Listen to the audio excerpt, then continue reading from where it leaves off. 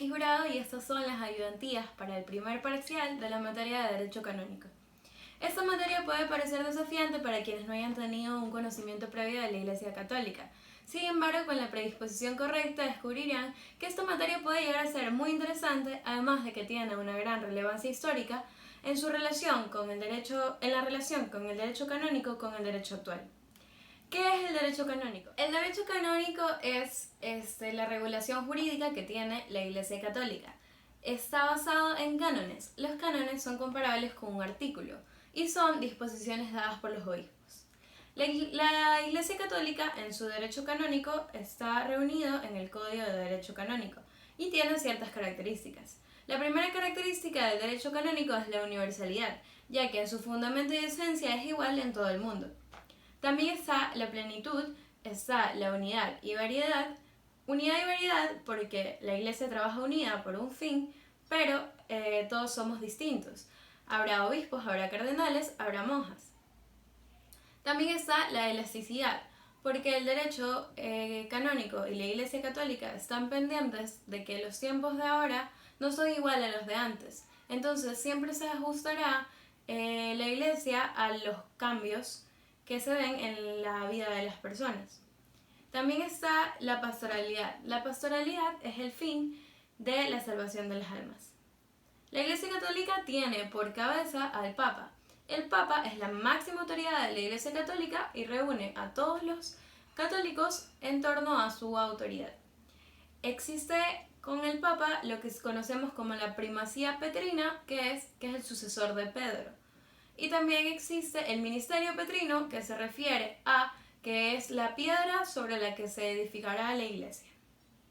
También es importante el estudio de dos principios, el principio de igualdad y el principio de diversidad. El principio de igualdad se refiere a que todos somos iguales por ser hijos de Dios y que todos los bautizados serán parte de la Iglesia Católica.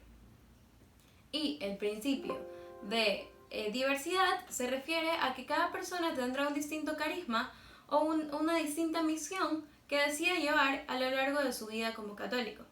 Como decía anteriormente, hay personas que decidirán dedicar su vida a ser un padre o dedicar su vida al ministerio de Dios, y también están los laicos que se dedican a buscar la santidad desde la vida cotidiana. Sobre la historia del derecho canónico. El derecho canónico en su primer milenio va desde el inicio hasta el siglo VII, a que aparecen las primeras comunidades primitivas cristianas. En este tiempo los cristianos todavía eran perseguidos y de ser atrapados podían ser llevados al Coliseo romano e incluso ser devorados por los leones. Estas primeras comunidades primitivas cristianas tenían una fuerte estructura y tenían un medio de lazos de fe y caridad.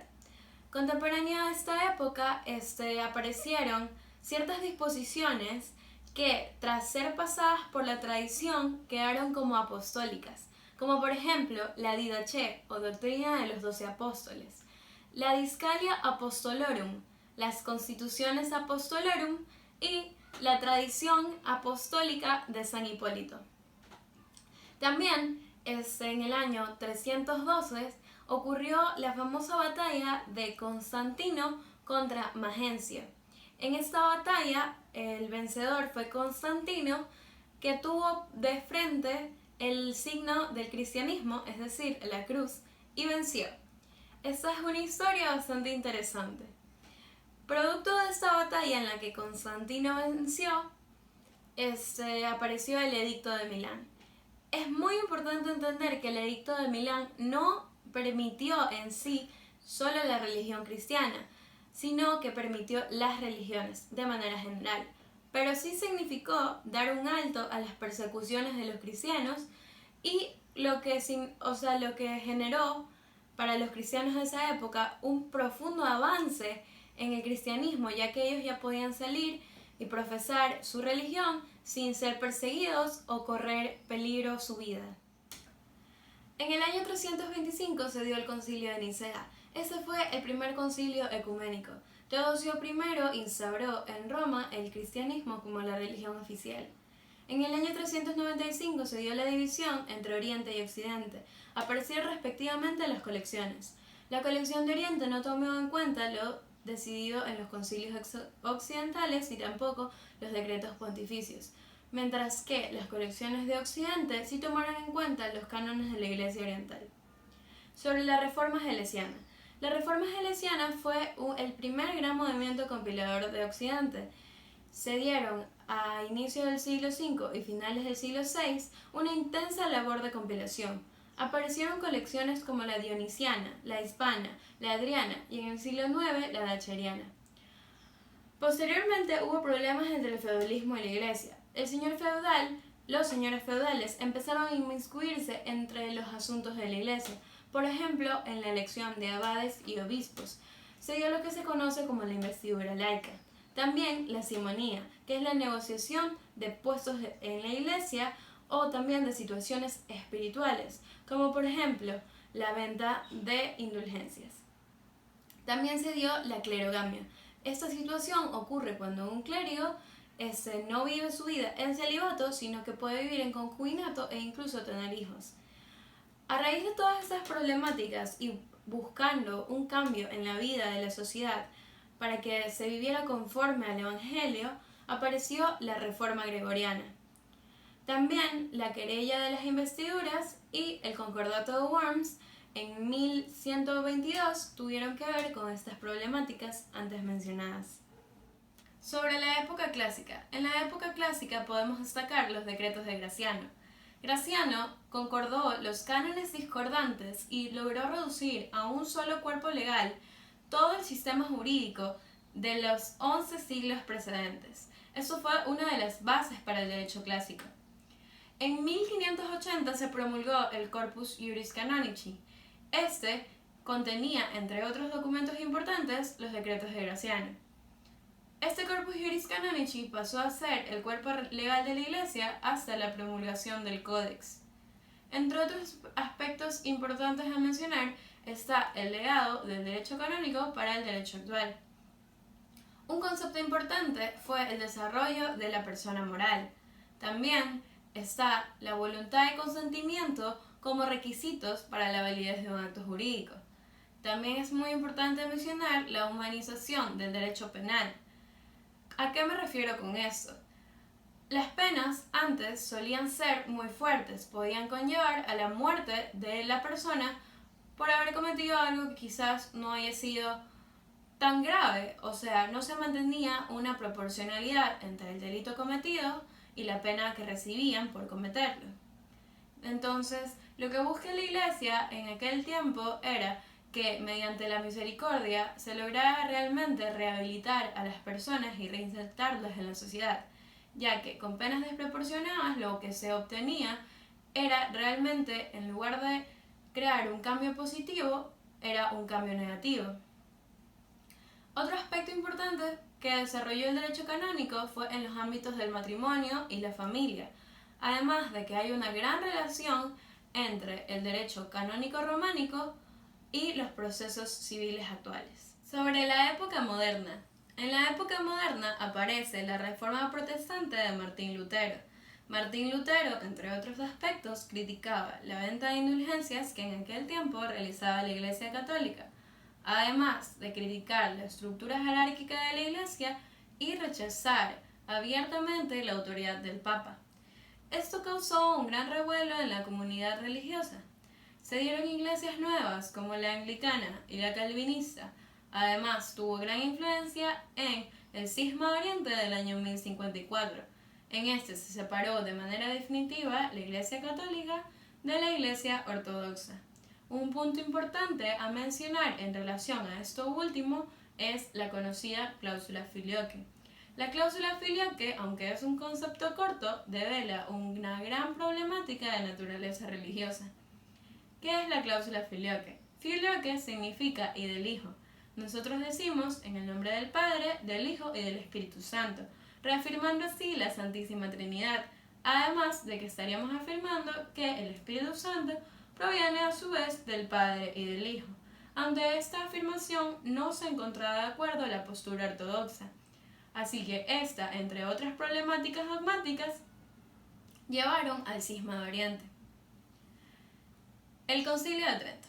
El Concilio de Trento buscaba rectificar los dogmas de la Iglesia Católica. En este se tomó en cuenta las afirmaciones de Martín Lutero, sin embargo fueron rechazadas.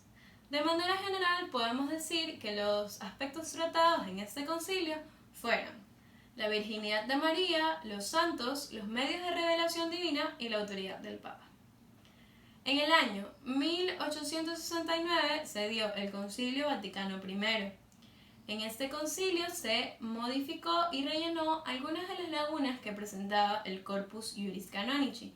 Además, se discutió sobre la necesidad de crear un nuevo cuerpo legal.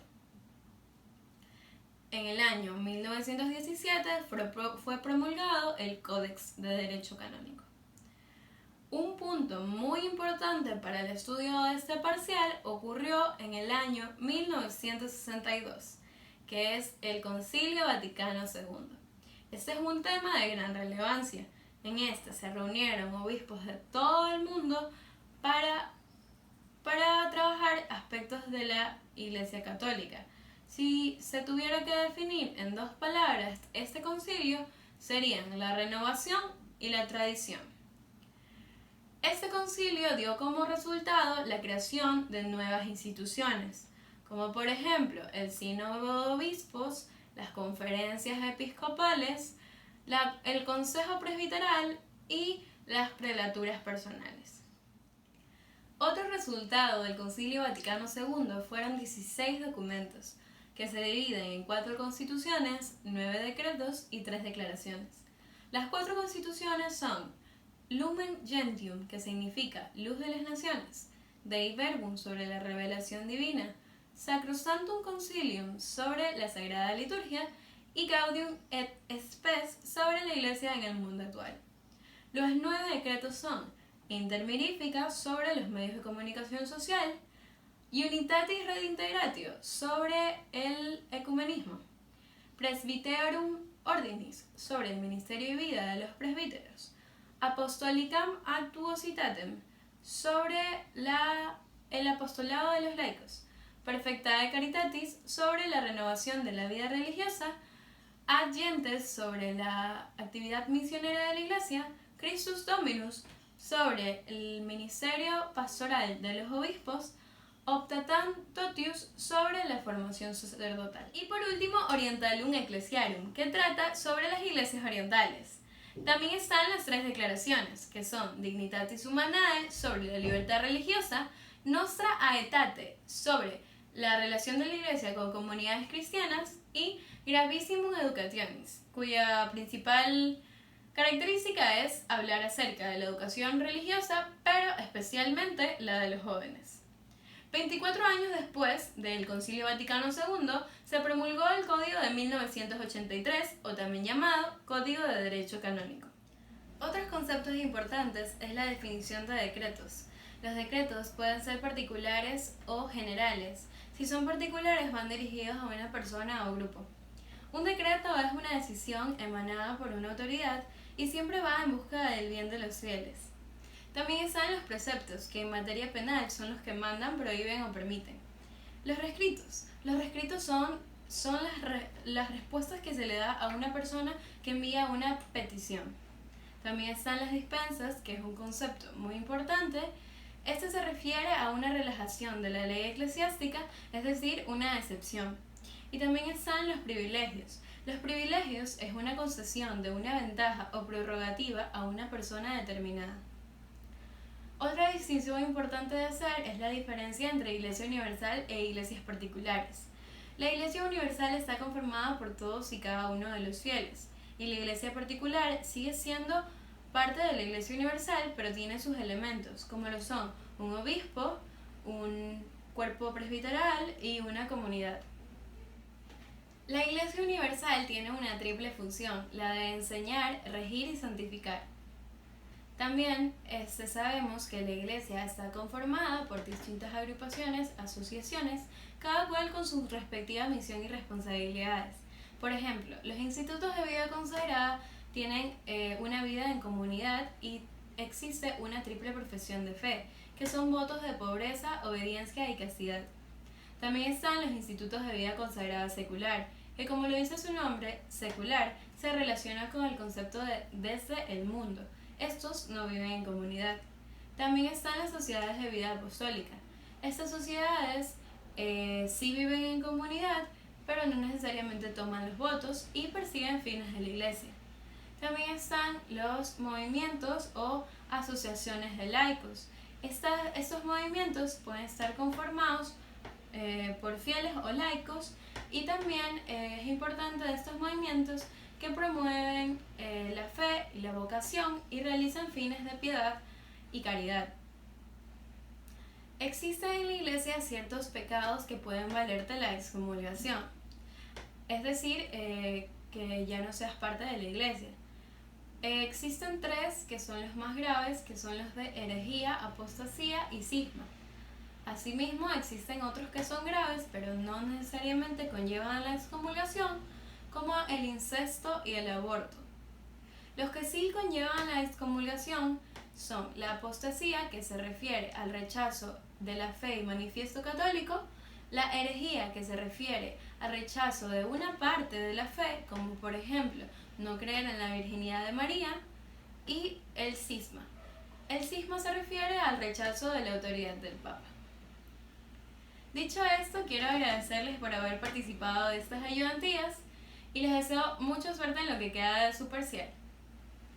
Les agradezco por haberme escuchado, espero que les vaya bien y les deseo mucha suerte.